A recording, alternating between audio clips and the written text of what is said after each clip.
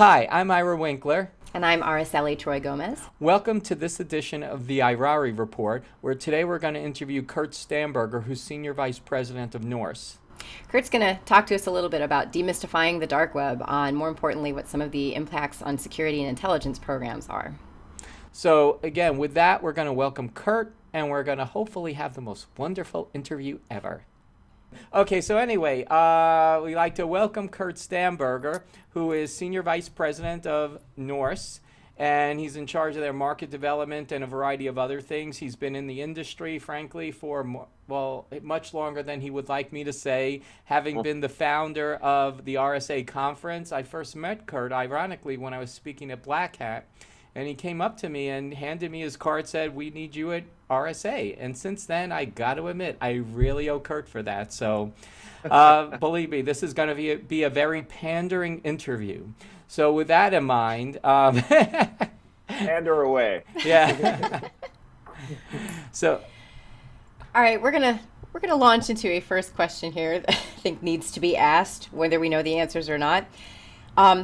How, before we begin, would you define the dark web, given that this is a term that we're largely hearing on television dramas and procedural cop shows, and I don't think it's being used properly in those scenarios? Yeah, there are, pages and pages of flame wars going on the internet and on chat rooms and boards talking about, this is the dark web, this is the deep net. There's a lot of terms thrown around, dark web, dark net, deep web, deep net. And they're often used interchangeably, and they don't always mean the same thing. So formally, if we're going to get kind of fussy about it, a dark net is a private overlay network where the connections are really made only between trusted peers. And it's usually using non-standard protocols and ports. So dark nets are really distinct from peer-to-peer networks because on dark nets, the tacit understanding, the presumption is that the sharing is going to be anonymous. And so it's also sometimes called the deep net. Back in around 2000, a computer scientist named Michael Bergman compared searching on the internet to dragging a net across the surface of the ocean. And a great deal might be caught in the net, but there's a wealth of information that's deeper and therefore missed by most of the search engine crawlers. Most of the web's content is actually buried deeply on site, and it's not indexed by standard search engines. So those search engines don't find it. So the portion that is indexed is called the surface web, and the dark web or the deep web that lies beneath it is several orders of magnitude larger than that. So how do you differentiate, is there any type of material that would be considered dark web? Because, for example, there are a lot of online systems which are intended to be public, but they just don't get indexed, for example. For example, a lot of magazine websites might not have all their articles indexed very well, like a New York Times article, for example. You have to be a subscriber to it or something to be able to get a lot of good activity or a lot of the better materials from. That wouldn't be considered the dark web per se, but because what you described is kind of would put that in the bucket. But dark web has more of a connotation that there's criminal or anonymity implied or something like that.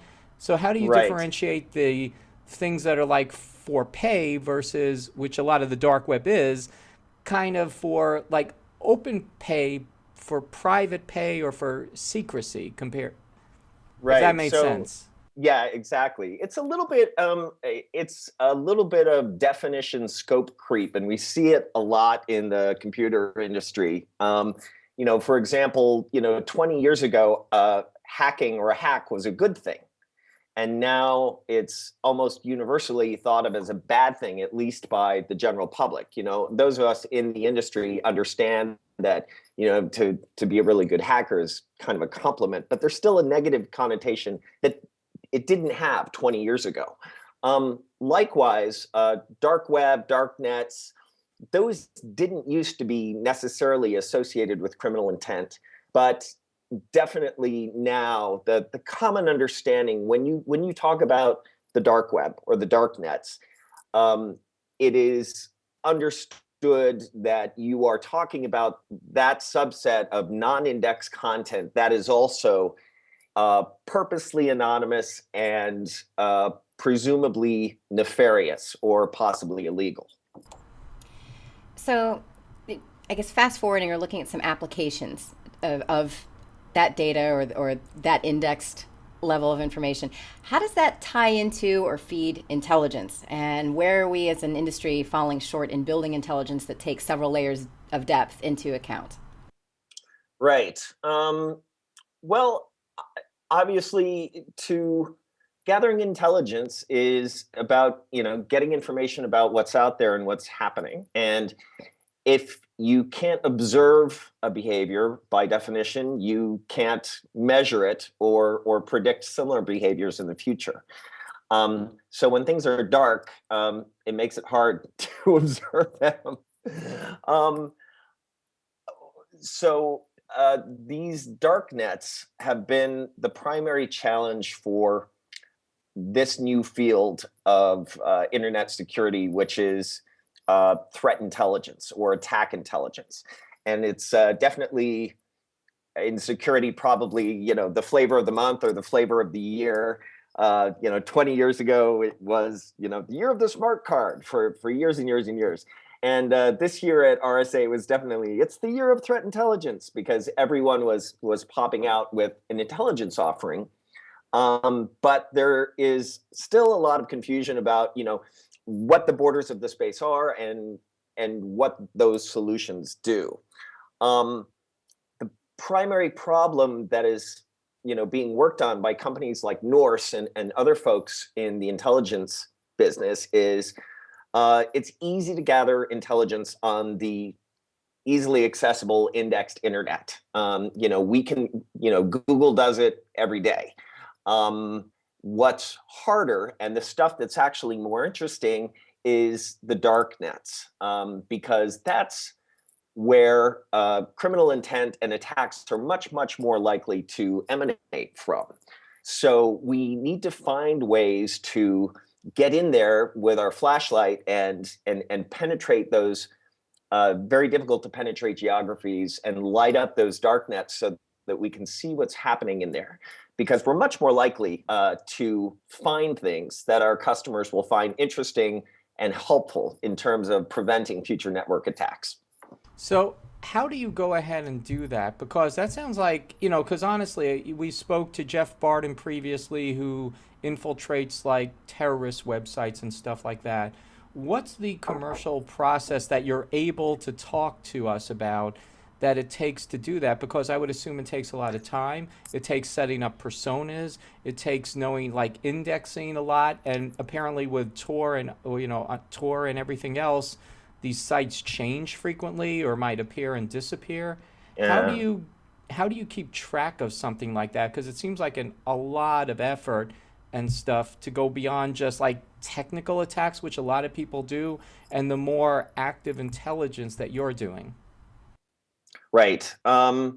That's you've hit on the core of why this has become a market. It's become a market because in the past there was no way to automate or take any shortcuts in terms of indexing the dark net. You needed individual computer scientists and network specialists that went out there by hand and hand penetrated and hand indexed individual sites and dug and dug and hacked and hacked and hacked and then came back with a report. There are a lot of companies that do this type of, I call it kind of internet private investigative work, internet PI. And they do it as a professional service and as a contract. And that's great. And you can make a good living at that. But companies that do professional services, no matter how large they get, rarely attract VC funding and almost never go public, right? A very successful company in the security space has to figure out how to automate something that used to be impossible to automate.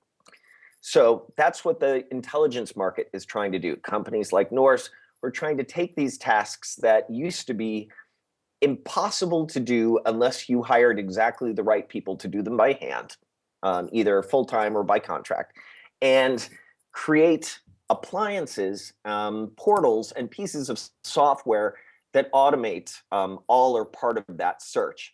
So it uses a combination of new technologies, new types of search engines and query languages that are specifically designed to dig down into that deep web and to discover content that wasn't discoverable before, to find address spaces that aren't supposed to be existed, that basically IP spaces that are being squatted on, but actually don't have any listings in the internet directories. Automating things like penetrating vulnerabilities. Vulnerabilities on websites are a really good way of digging out content that is that its users or its population does not necessarily want to share with the rest of the world. And also via new types of applications, like Tor and Tor2Web that help individuals and help companies find hidden files on the internet in an automated way. And so the offerings that Norse is putting together is trying to take that very labor-intensive, very specialized and esoteric knowledge, which is how do I find out what's going on in a specific part of the dark nets and automate that. So I can just say, hey, what kinds of traffic are coming from the dark nets in Estonia? And my tool can help me, catalog all of the places that I should be looking at and can at least, shorten that cycle for me. So we're talking about some ways of investigating into looking at the darknet itself, or whatever terminology we want to use. I think we've explored some of the ways it's synonymous with sinister net, so to speak. Are there legitimate uses? Is there the bright or light side of the darknet? Sure, absolutely. I mean, in fact, the supreme irony of the darknet is that it was actually set up by ARPA and the military so that they could conduct more secure and classified conversations and transactions over the public internet. And basically that's one of the reasons why it's so difficult to penetrate, is that the technology really doesn't have any backdoors built into it. It was designed to be secure and anonymous from the get-go. So the systems and the protocols that we're talking about are solid. Now, can it be used for good? Absolutely. The darknets were certainly originally architected to be used for good instead of evil, specifically by governments and state security apparatus to combat terrorism and to keep information out of the hands of an enemy of a particular state, the United States. In more recent years, darknets have been used as a platform for political dissidents and for free speech activists the world over. So dissidents in countries with repressive regimes like North Korea, Burma, China have found that they can use some of the tools and apps and applications common to the dark nets to get their message out, even on networks that are very tightly controlled by the state. Well, let me go on, because obviously, like right now, ISIS and other terrorist networks are using this. And it seems like there are some successes where, like, U.S. counterterrorism and other counterterrorism agencies around the world are able to infiltrate. But in the greatest irony of things, did the government design something that's too good even for them to infiltrate? Or do they or did they leave back doors in, as far as you could tell? Or was it just, they never expected the bad use and to figure out, because now they obviously want to have, like, into open telecom networks, they want to have backdoors put in that. but did they leave out back doors for the stuff they designed in a great irony? Mm. Yeah, I think they probably did. I think, when these anonymity protocols were designed in the early 1970s, the idea of, you know, everybody on the planet carrying around a computer in their pocket was anathema. You just um, even the idea of a personal computer was, famously shot down by people over and over and over again. They just couldn't imagine why you would want, this room filling machine in your house. When they imagined a home computer, the people would imagine, okay, well, I'm going to have the room the size of a kitchen, and that's where we're going to put the home computer in it. You know? So yeah, I don't think it's uh, basically these architects are at fault. They designed something beautiful and solid and provably anonymous. Um, and they didn't design it with backdoors because it was designed for government and military use. It was designed specifically to be secure. I don't think they ever imagined that 3/4 of the planet would have access to computers many orders of magnitude more powerful than the Apollo systems in their pocket. Yeah. Okay, so we've already discussed how, the process of infiltrating the dark webs and everything like that can produce useful intelligence. What type of intelligence, frankly, would companies get out of the dark web? Because obviously you've had success indexing things that couldn't be indexed. Are we talking about, well, here's a new 0 day, here's some data from your customers, here are people talking about trying to hack you? So if I was a CSO or something and I was talking to a threat intelligence service, what would I want from it? I guess is the Right. question. And that's another really good question too, and a good question for people that are shopping for threat intelligence services or starting to think about it. Um, Threat intelligence providers, I like to compare them to astronomers. Everyone's got, a slightly different telescope. They're pointed at different pieces of the sky, and some vendors, some astronomers have lots of really good infrared telescopes. Other folks have great, X-ray frequency telescopes, and other folks do well in visible light. Some people are looking at the northern hemisphere, some people are looking at the southern hemisphere. So what you're seeing right now as the threat intelligence space kind of populates and matures is that different vendors are emerging with different specialties. And as far as intelligence is concerned, Norse, one of our real specialties is in deep penetration of the dark nets. And while that's certainly, not the only intelligence that we provide, in fact, most of the intelligence that we provide doesn't come from dark nets.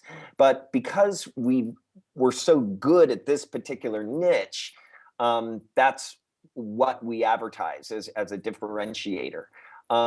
Other intelligence companies will have other specialties.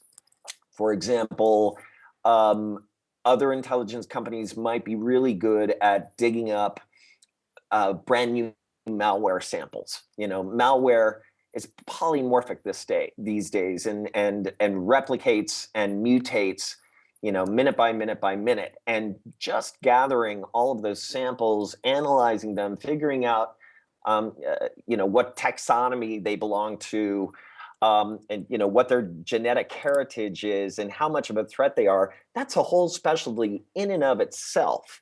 And a lot of companies focus more on, say, malware sample collection than, say, Norse does. Malware collection, is a feature of our products, but it's not where our focus lies. Other types of things that you can ask for from your threat intelligence companies are, what types of attacks are you registering? What types of traffic are you tracking?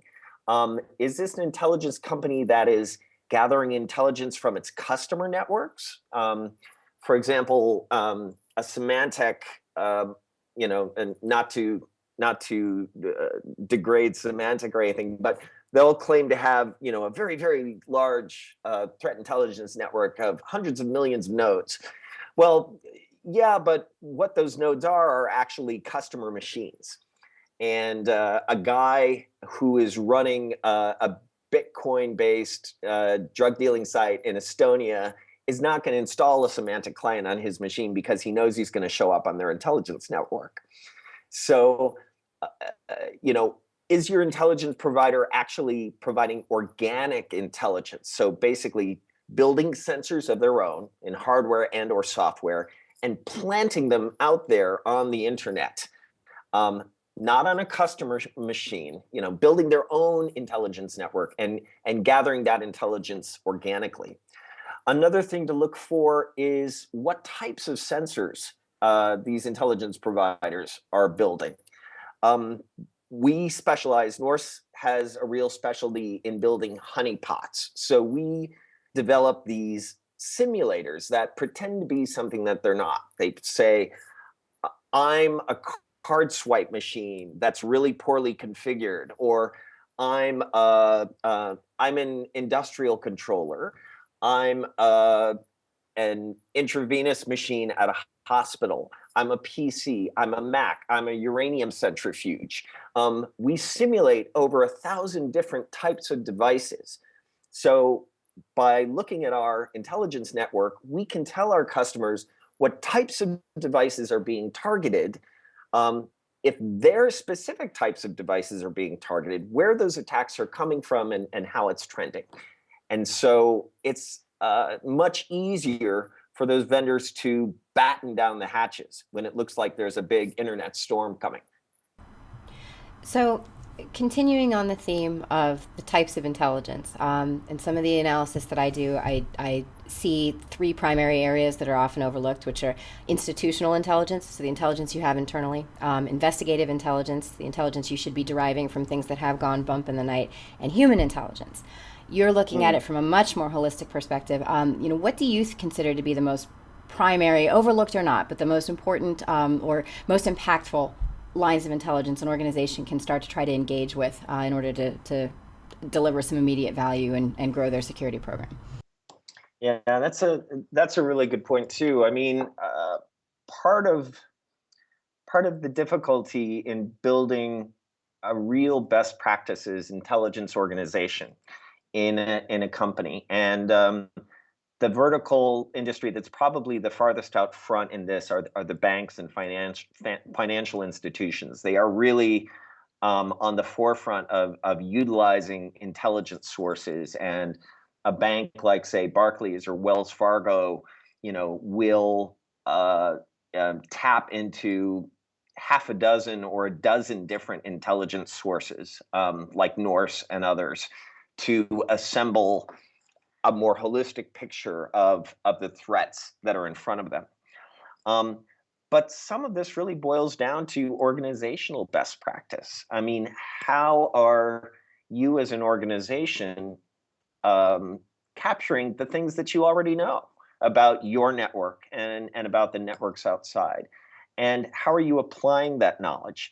So it becomes more of a, almost existential question. How well is the organization really functioning? Organizations that are healthy and have good information flow and good information sharing between departments are much better set up to utilize a new source of intelligence, like from Norse, that is going to flood them with gigabytes of new data every minute. So it's important, that an organization is prepared for that. Otherwise, it's just going to be, piling more logs on top of more logs on top of more logs, and nobody wants that. Oh, we deal so well with logs as it is. No one's overwhelmed by log data. Right, exactly. So I would say, when we go into a new account, that's some of the most important handholding that we do is not necessarily technological.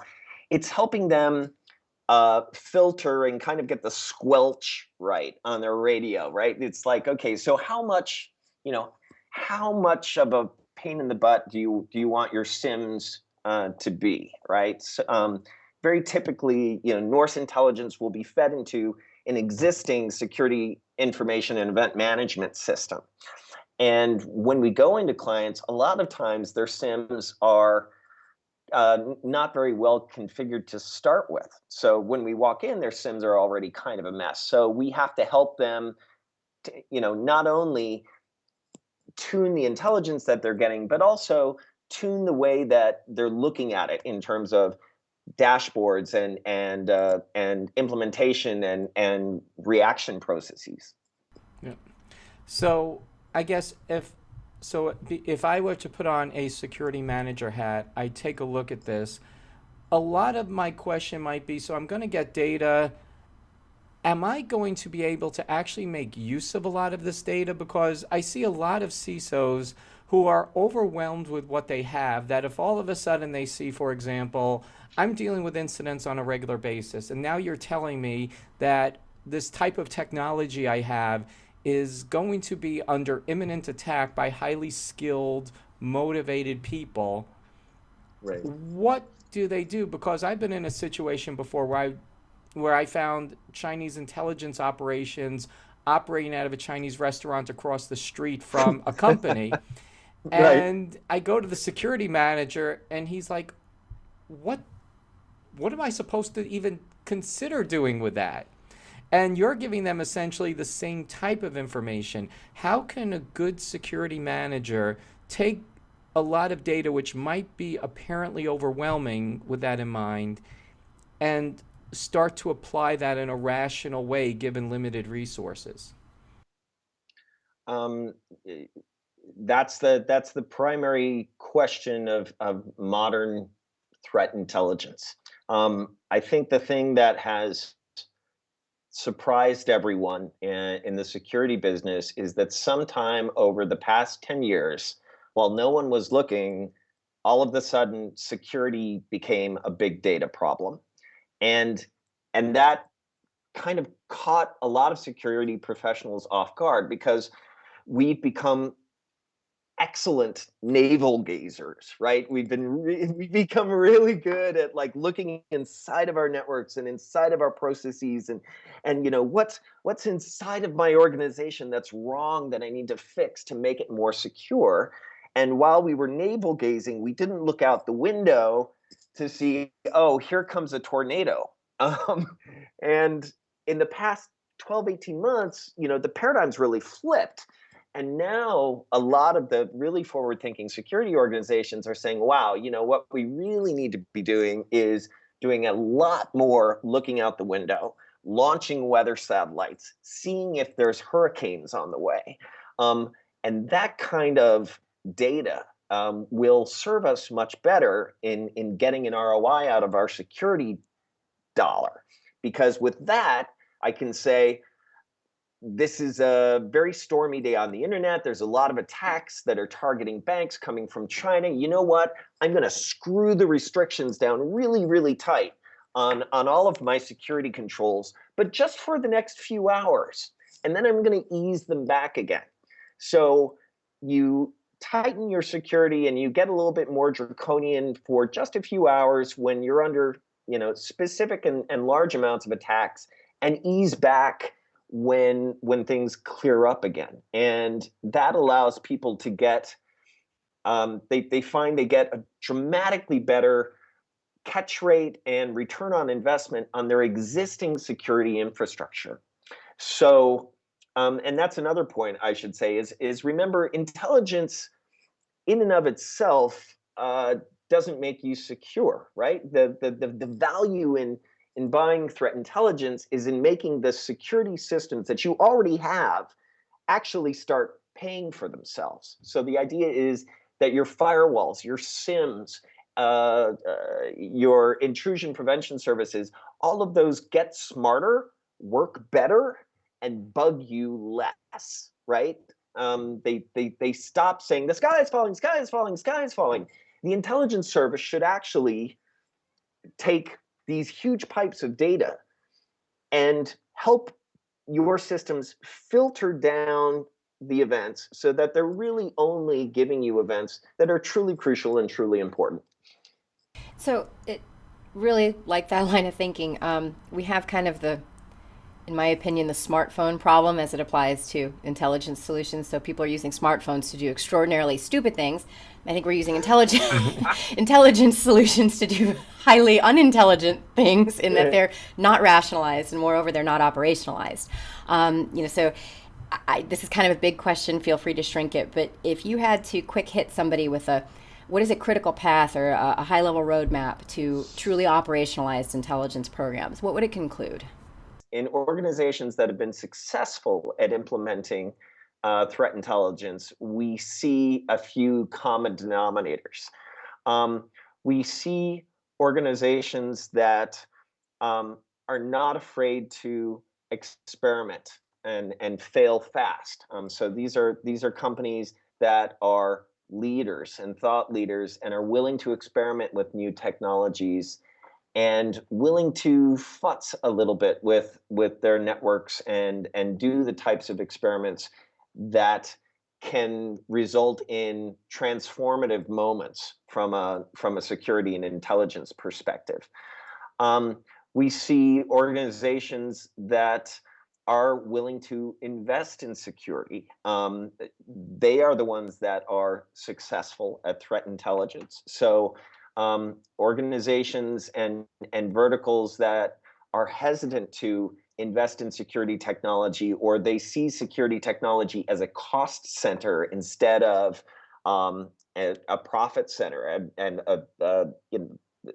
those companies do better than the companies that see security as a cost rather than an investment or something that they're going to get a positive ROI from, are much better positioned to take advantage of new technologies like threat intelligence.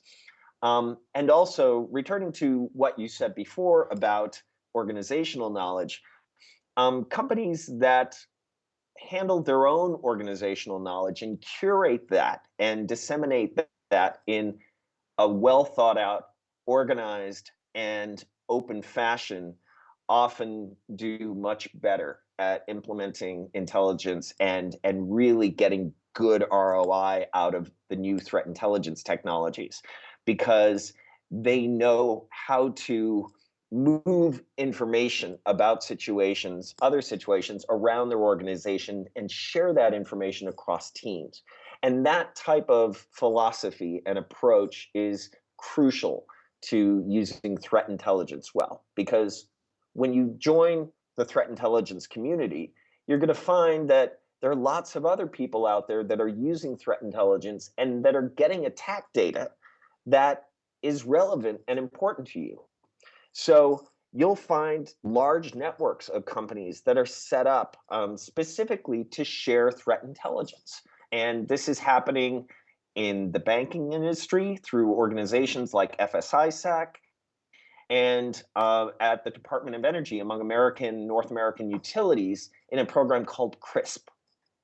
So, we're looking at the field of threat intelligence. We're looking at, again, what makes good threat intelligence work with inside organizations. Clearly, if an organization isn't properly set up, they would not be a great threat intelligence customer, because then you're just throwing a pipeline of data at them More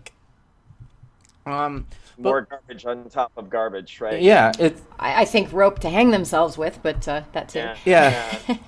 So, there's that aspect, but let's say we have people who aren't necessarily inside an organization where they can make full use of threat intelligence, like where they can consider lots of data feed, lots of oncoming information and stuff like that.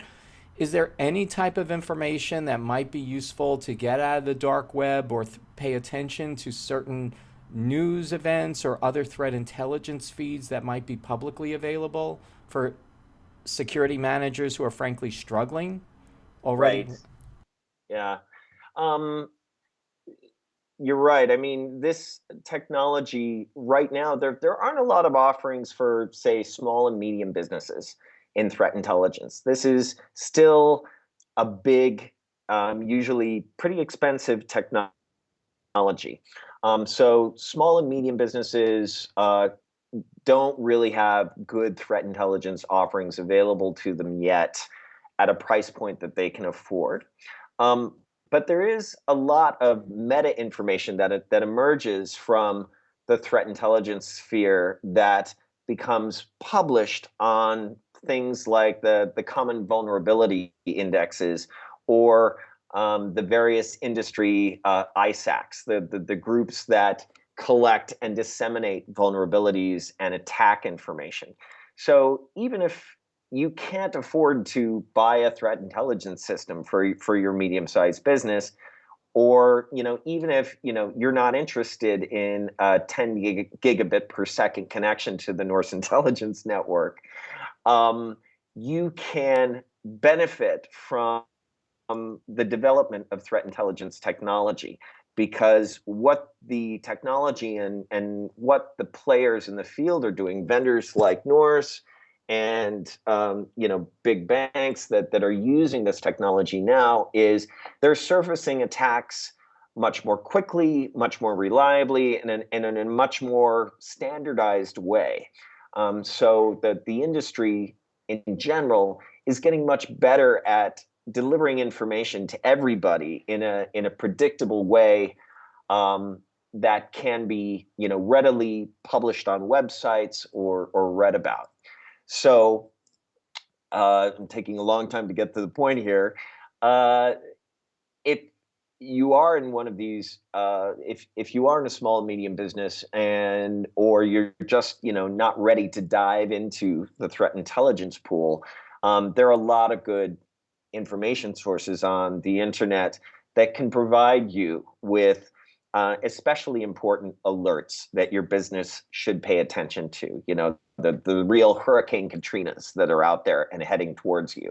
I would advise people to keep an eye on the NIST Common Vulnerabilities and Exploits list, the CVE lists. You can Google that.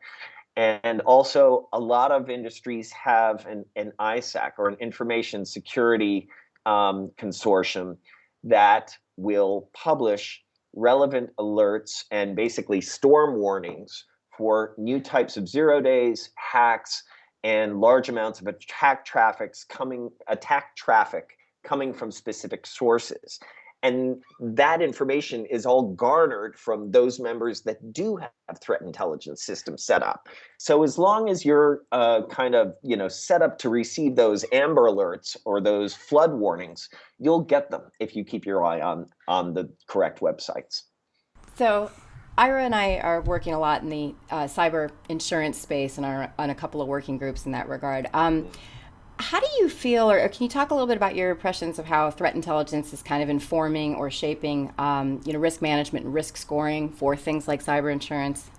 The insurance industry is actually a really interesting, I think, case study for what we're trying to do in threat intelligence, because the idea of insurance, the idea of two guys in a bar making a bet over 250 years ago, making a bet over whether a ship was going to hit the rocks and go down or actually show up in port next month. I mean, that's basically what the insurance industry started as, was groups of guys, getting together under a tree and saying, I don't think that ship is ever going to come back, and I'll bet you $100 that it's not going to happen. Now, over the ensuing centuries, insurance companies have gotten very, very good at predicting on a big statistical basis over lots and lots of cargo ship trips, which ships are going to go down, or if not necessarily which ships are going to go down, at least on average, how many ships are going to go down in a certain fleet. And again, we're kind of in metaphor land here. So far, the security industry hasn't been very good at this.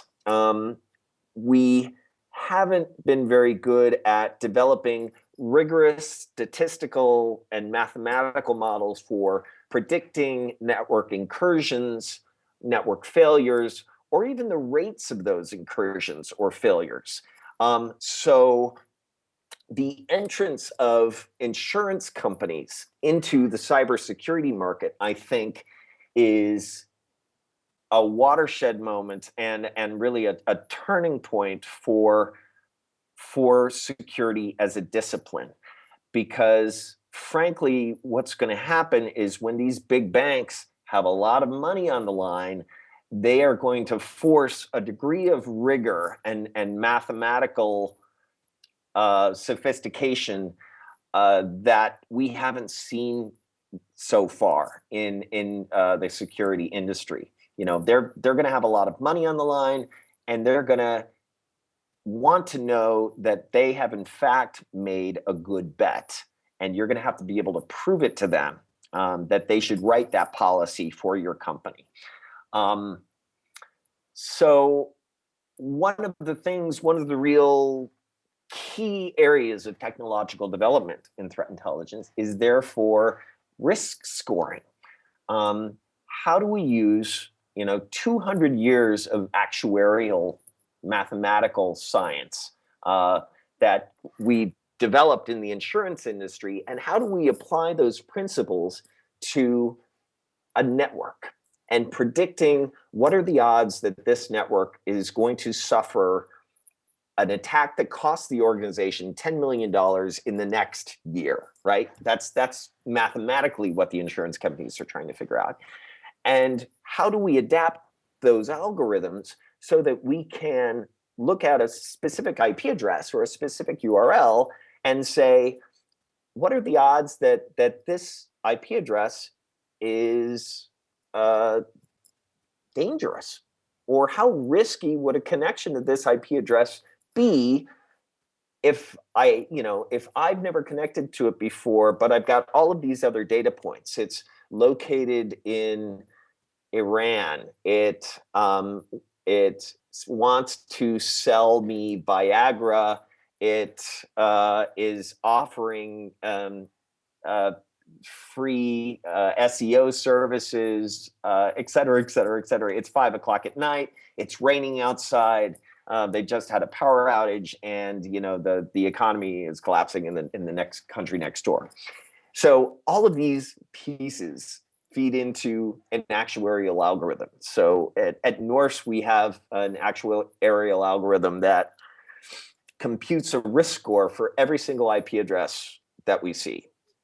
And we consider something over 1,500 different variables in that calculation.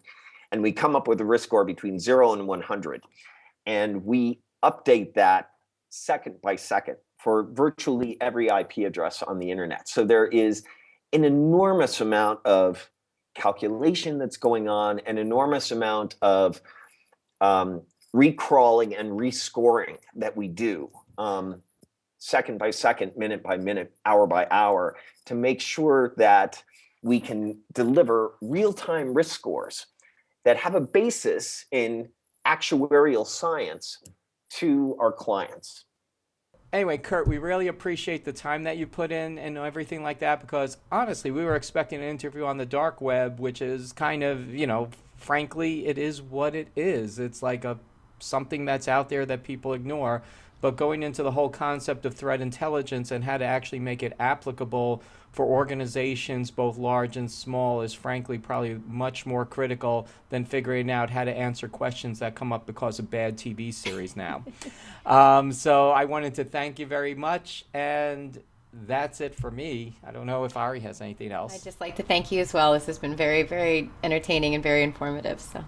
Well, Ira and Ari, it was my pleasure. And anyone that would like to see a free visualization of attacks going on live on the internet right now can visit map.norsecorp.com.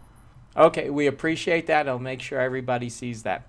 So anyway, again, greatly appreciated, and we'll chat with you soon. See you soon. Thanks, Bye. Kurt. Bye. That does it for today's edition of the Irari Report. We'd like to thank Kurt Stammberger very much for his generosity of time and insight in today's interview. We'd also like to thank CSO for being our host website. And with that in mind, we'd also like to thank you for watching. Again, you can go to the Irari Report on Facebook, Twitter, YouTube, and wherever else we hoard up the website to grab that domain name. Again, go to the IrariReport.com or YouTube to see some of our past videos. And again, we really appreciate you showing up. Thanks so much. Bye bye.